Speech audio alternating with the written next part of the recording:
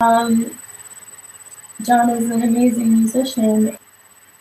I want you to tell a story about the time that you knew you could sing, or you started to realize you could sing. It's such a beautiful story. And that's what I think of whenever I think of you as a musician. So please share. I feel like I was granted the gift of singing at a particular time in my life. And I had been singing before then, but at this particular time I was in church shortly after my mom passed away. And one of her favorite songs, they were singing one of her favorite songs. And, you know, they have the words up front so everybody can sing along. And I just felt this immense power to be able to sing that I had never felt before. And because of the way I felt like I had to sing as strongly as I possibly could, and tears started running down my eyes. And it was weird to have simultaneously that strong of a voice and be crying, because usually anytime I had cried before then, like, you know, it breaks your voice. And so that felt special to me, and I just had this, I wasn't sad at all. I was thinking of my mom, but it was like, it was a happy moment.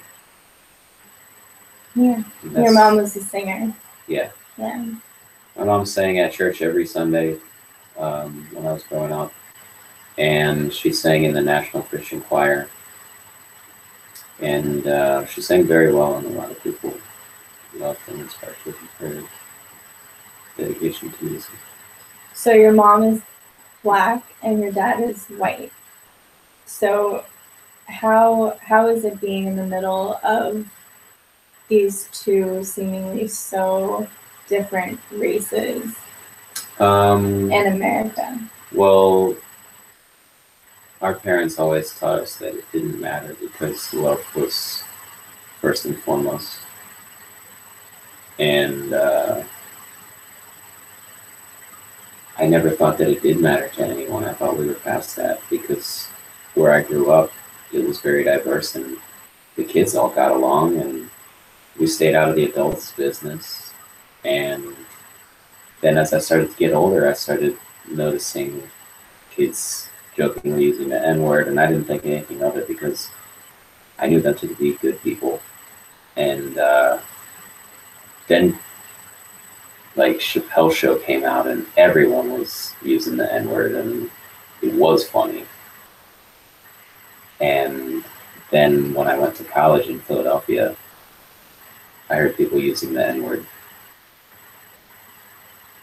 like in the mean way, and they meant it. And some of them did it so nonchalantly that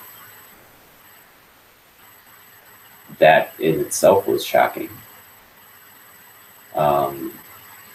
And you know, I've learned more and more about how racism persists as I've been an adult. But I thought for a long time that I wasn't going to do that.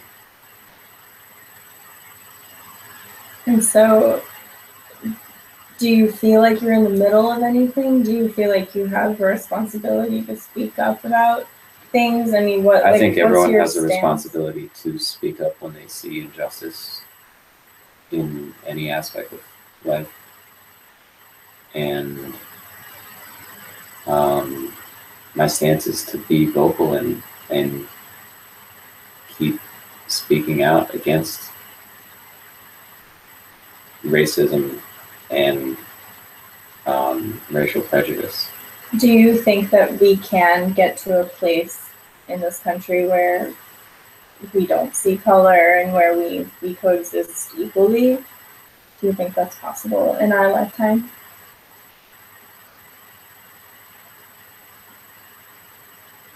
In your lifetime?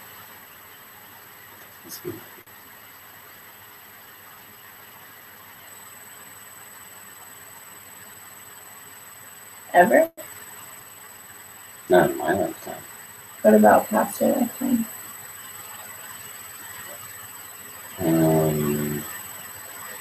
I don't know what it's gonna take.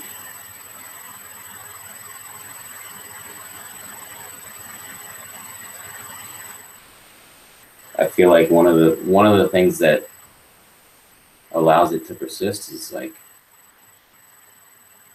as a person of color, anytime you speak out against your own, like, injustices that are being done to you,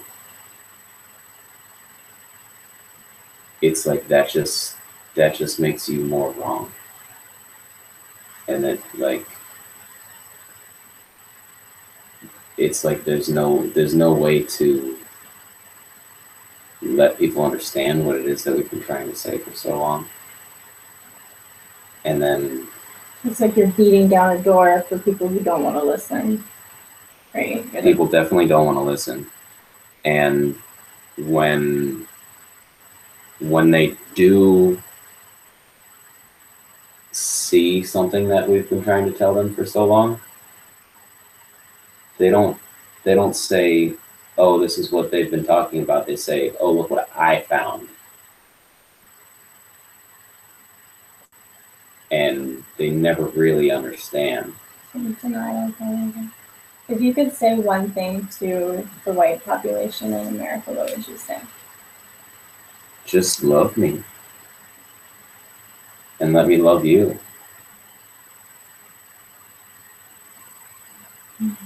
That's really good. I like that.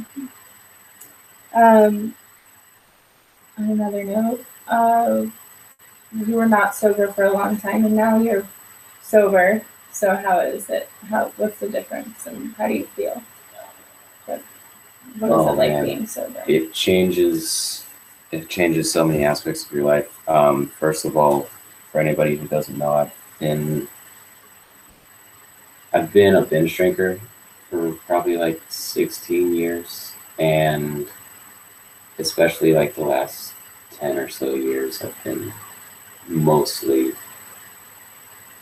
at least every other night, I've been like pretty fucking drunk. And because I started so young, and I started when I was in really good shape, it took a while for it to catch up to me. And even when it did catch up to me, it took a while for me to realize how much pain I was in, because I have a high tolerance for discomfort. And the difference that I've noticed since stopping drinking is in every aspect of my life. It's in the physical aspect, the mental aspect. I sleep better, I poop better, I work better. Financially, I'm better off. I've realized that, like, I don't need as much money to live. Yeah. Cool. Congratulations, by the way, from everybody, from all of us here at Free the Artist and in the world. Congratulations. It's really a big accomplishment, and it's not something to be looked over, I don't think. Well, it's like, it's a big deal, but if you try to make it too big of a deal, then you're just gonna set yourself up for failure. Yeah, I could see how that could happen. And that's not my own idea. That's an idea that a friend of a friend told me. Right, because it's not like or an end goal. A friend told me that his friend told him when he was going through trying to get out of addiction. He said, it's the biggest deal in the world, but it's not a big deal at all. Mm-hmm. But it's the biggest deal. You don't want to celebrate so much that you want to drink to celebrate it. Right. Like, it's like lifelong. You need to save your life, but also, like, don't stress about it. Just like live and keep living, and don't go back to that. It's a lifelong marathon. Staying sober. I like to think of it as a lifelong meditation. You know, you just got to stay focused on your goal and your abundance, what you're grateful for. Mm-hmm. One more question, and I'll have you play a little song. If you could give artists one piece of advice, what would you say? One thing that's been coming up a lot lately is get paid what you deserve. Mm-hmm. And that doesn't always mean cash, but a lot of times it does, because cash is helpful because it can be used for so many different things, but there are other forms of payment that serve a more specific purpose than cash does, that can sometimes be more valuable than cash. Like if it's something that you would have bought anyway. Be aware of what you're receiving as payment, and also be aware of what you're worth receiving. One of my massage teacher, if you don't mind me adding something really quick, my massage teacher, Brent, said that never trade a massage for something that you wouldn't have paid for anyway. So if somebody's offering you something that you would never have bought, then don't trade a massage for it. Right. But if it's something that you would, like a haircut or something that you would have spent money on, it's like, okay, that's a fair trade. Not everyone would spend money on a haircut. Not everybody would. Yeah, maybe $100 worth of groceries. Whatever it is that feels fair. Mm-hmm. So I took that advice, and I think that's good advice for artists too. Yeah. To that. Is there anything else you want to say before you play? No. Okay. Is there anything else you want to ask?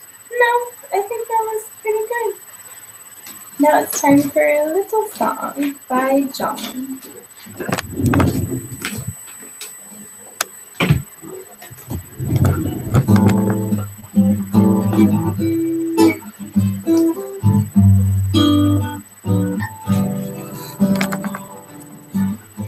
The goal of war is peace. When will we be peaceful, my people? We shed blood and then grieve. They tell us we need to. All humans enemies, but you know that they live and breathe too. Bodies strewn through the streets, did you know they killed them to feed you? Pieces and pieces and war times are never fire.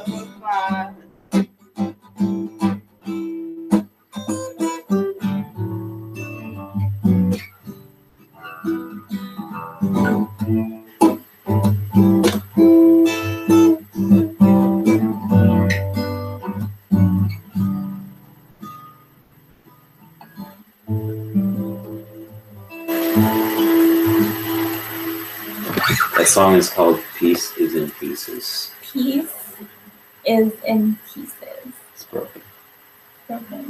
Yeah. So you can follow. Go ahead. I did want to add something. So I've been thinking of kind of a few mantras lately, and they are: know the way. Do not self-sabotage. That is not the way. Know thyself. Know thy strengths and weaknesses. Know how to ask for what you need. Help others as much as possible. If you are with the way will be with you. So you can follow John on Instagram at John, Jon Isaac, Isaac Hagen, Hagen. You can go to thetravelers.nyc for the new album. Soon it will be available on vinyl, but you can listen to it for free on the website, so go do that. And I just want to say that I appreciate you so much as an artist and as a musician and as a person, and we're also lucky to have you here in this beautiful earth. Keep it up. Bye everyone, please subscribe.